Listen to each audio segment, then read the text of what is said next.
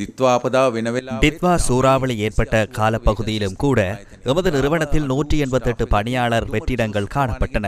மிக குறைந்த பணியாளர்கள் மற்றும் மிக குறைந்த வளங்களை கொண்டே இந்த அனர்த்த முகாமைத்துவ நிறுவனம் இயங்கி வருகின்றது. நானும் அண்மையிலேயே இதனை பொறுப்பேற்றேன்.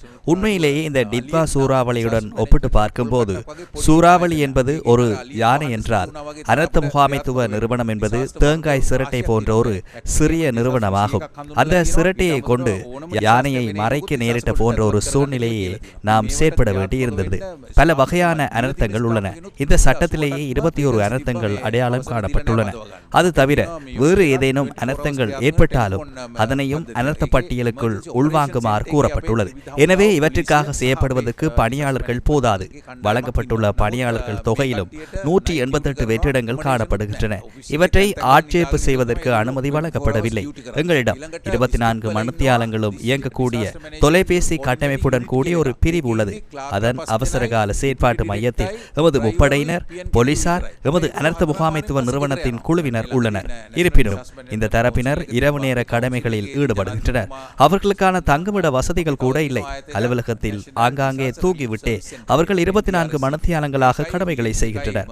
அடுத்து மாவட்டங்களில் மாவட்ட அனர்த்த முகாமைத்துவ ஒருங்கிணைப்பு பிரிவு என்று ஒன்று உள்ளது. அதில் 5 எழுதுவினைஞர்கள், பிரதி பணிப்பாளர், சாரதி, ஒரு அலுவலக உதவியாளர் மாத்திரமே உள்ளனர்.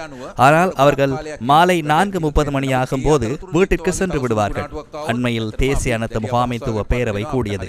அந்த பேரவை கூட்டத்தின் போது ஜனாதிபதி அறிவுறுத்தல்களை வழங்கினார். இவருக்கு தேசிய அனர்த்த நிவாரண சேவை மத்திய நிலையம் எனப்படும் மற்றும் ஒரு நிறுவனமும் உள்ளது.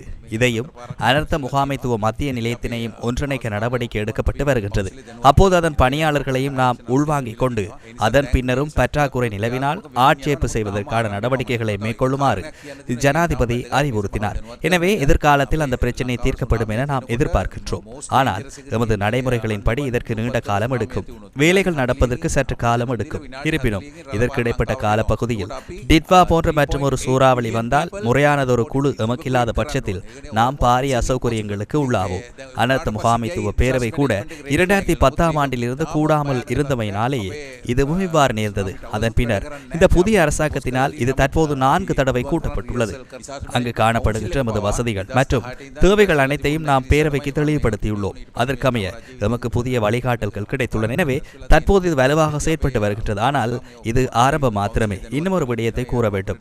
அதனை இந்த சபைக்கு தெளிவுபடுத்துவது மிகவும் முக்கியமானது என நான் நினைக்கின்றேன். சுனாமி ஏற்படும் போது அது அந்தமான் தீவுகளில் ஏற்பட்டால் அதுவே மிகவும் ஆபத்தானது. அங்கிருந்து நமக்கு அறிவிக்கப்பட்ட 40 நிமிடங்களுக்குள் பேரலைகள் இலங்கையை வந்தடையும். அவ்வாறாயின் நான் 40 நிமிடங்களுக்குள் 3.8 மில்லியன் மக்களை வெளியேற்ற வேண்டும். அது கிட்டத்தட்ட சாத்தியமற்ற ஒரு பணியாகும். எனவே இது நடந்த பின்னர் அனர்த்த முகாமைத்துவ நிறுவனம் தயாராக இருக்கவில்லை என்று கூறுவார்கள். ஆனால் இது மிகவும் ஒரு அபாயகரமான நிலைமையாகும். எமது சுனாமி கோபுரங்களும் இயங்குவதில்லை. நாம் அதற்கான முன்மொழிவை சமர்ப்பித்துள்ளோம். எனினும் எம்மால் இயன்றவரை ஒத்திகைகளை நடாத்தி மக்களை தயார்படுத்தி வருகின்றோம். 2016ஆம் ஆண்டில் 135 மில்லியன் ரூபாய் செலவில் 77 கோபுரங்கள் அமைக்கப்பட்டுள்ளன. சுனாமி மற்றும் சூறாவளிகளை முன்கூட்டியே கண்டறியக்கூடிய 77 இயந்திரங்கள் அவை. ஆனால் தற்போதைய நிலையில் அவை இயங்கவில்லை. இதனை சுனாமி கோபுரங்கள் என்று கூறினாலும் இது சுனாமியையோ அல்லது சூறாவளியையோ கண்டறிவதற்கான ஒரு தொழில்நுட்ப முறைமை அல்ல. சர்வதேச மையங்களிலிருந்து நமக்கு எச்சரிக்கை கிடைத்த பின்னர் அந்த செய்தியை பொதுமக்களுக்கு, அதாவது 500 மீட்டர் சுற்றளவுக்குள் இருக்கும் பொதுமக்களுக்கு வழங்கும் ஒரு கட்டமைப்பாகும். இது முன்கூட்டிய எச்சரிக்கை முறைமை மாத்திரமே. இதற்காக 130 மில்லியனுக்கும் அதிகமான தொகை செலவிடப்பட்டுள்ளது. 2009, 2010, 2011 ஆகிய ஆண்டுகளிலேயே இந்த கோபுரங்கள் அமைக்கப்பட்டன. கிட்டத்தட்ட 20 வருடங்கள் ஆகின்ற நிலையில் தற்போது அதிகளவான பொருட்கள் வேலை செய்வதில்லை. எனினும் இந்த 135 மில்லியனை பராமரிப்பதற்காகவே இது செய்யப்பட்டுள்ளது. ஆனால் கடந்த காலத்தில் அந்த பராமரிப்பு பணிகளுக்கு ஏனும் எமக்கு நிதி கிடைக்கவில்லை. நாம் அதற்கான முன்மொழிவுகளை முன்வைத்து முன்கூட்டியே எச்சரிக்கை தொடர்பான ஒரு வரவு செலவு திட்டத்தை கொண்டுள்ளோம். போர்டு இலக்கம் 8 பற்றி எனக்கு தெரியும். போர்டு இலக்கம் 8ற்கு ₹1 கூட இந்த வரலாற்றில் அனர்த்த முகாமைத்துவ மத்திய நிலையத்திற்கு வந்ததில்லை. இருப்பினும் எம்மிடமிருந்து முன்கூட்டிய எச்சரிக்கைகளை எதிர்பார்க்கின்றார்கள். எவ்வாறாயினும் நாம் 15 வழிமுறைகள் உருவாக்கி மக்களை விழிப்புணர்வு படுத்த வேண்டும்.